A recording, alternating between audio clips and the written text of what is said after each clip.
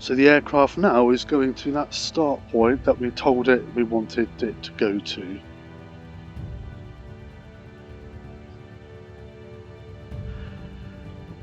And as you see here, it's flying backwards, but that's what it does.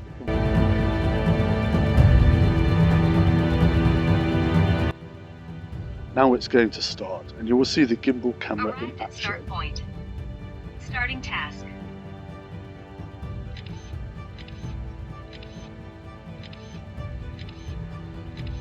You now see the gimbal camera in action, and there's nothing for you to do apart from just keep an eye out, make sure there's no aircraft nearby or helicopters nearby. You will sometimes get a warning. I mean, today it's Easter, so there's no aircraft that I can see, but when you click out on the map, remember on the FlightHub 2 we told it that we wanted to know about various aircraft, and here we have information on aircraft. It's live information as well, but there's nothing around where we are.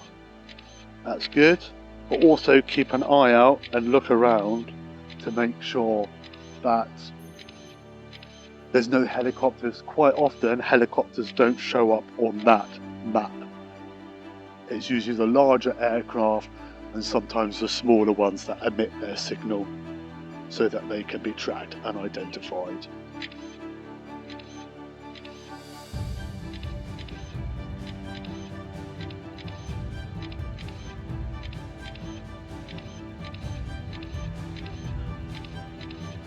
Remember, you also have a nice look at your vision sensors.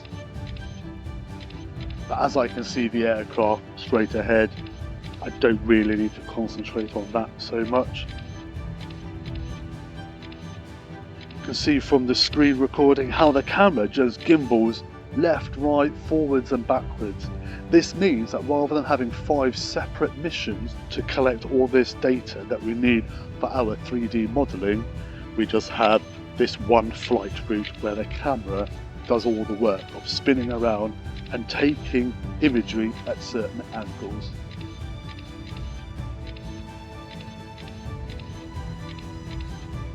When all of this imagery is processed in the mapping software, all the data from every single image is taken into account. So that will be the latitude and longitude of the center pixel of that image, along with the height of the aircraft, and then the obliquity of the camera. From that, the mapping program will then be able to determine whereabouts on Earth each pixel is in terms of a coordinate. Each image will have hundreds of thousands, millions of those, and then they all overlap. And the more pixels we get to overlap, the more accurate our modelling, our mapping will be.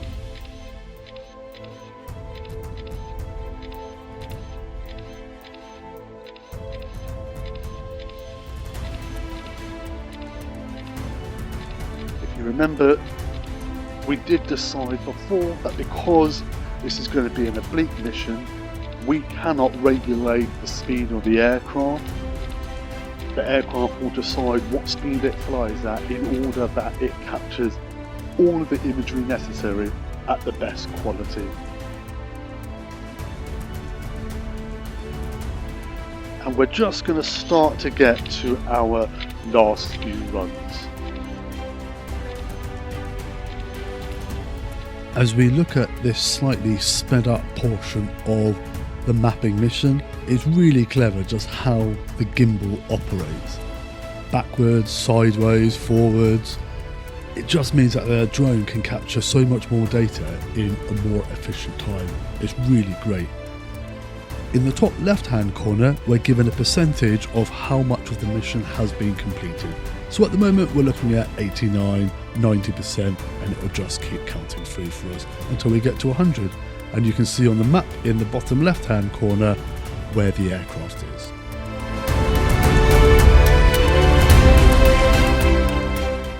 You will notice on the drone a shaded area with a white boundary. That is what the camera is seeing from the drone. So as the gimbal rotates, you can see it becomes more sort of triangular as it's oblique, and then as it's more nadir, it becomes more rectangular.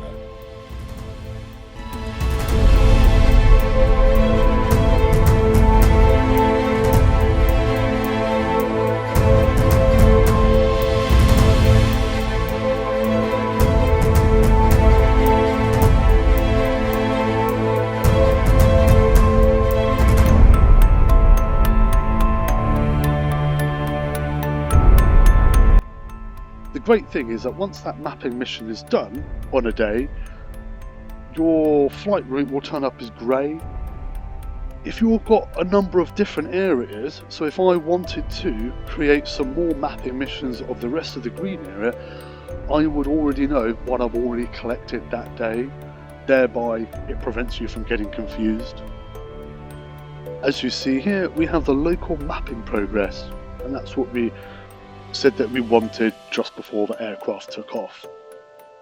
So it's telling us it's taken 310 images, it's downloaded 310 images from the aircraft onto the remote control, and from there it's doing a local mapping mission, and that's at 38%. And this is so that it can create a point cloud, and from that point cloud you can then fly a detailed 3D mapping mission. This is particularly useful if you want to fly around isolated buildings and take really detailed imagery of them, so that you can then create a detailed 3D model. And you get resolution all the way down to about 0.5 centimetre, which is really great. It's going to take quite a lot of time for this local mapping mission to complete. So I'm going to stop it, and we're going to go through now just to see what the end product is like. On another video, I will detail how to use that local mapping mission around, say, an isolated building.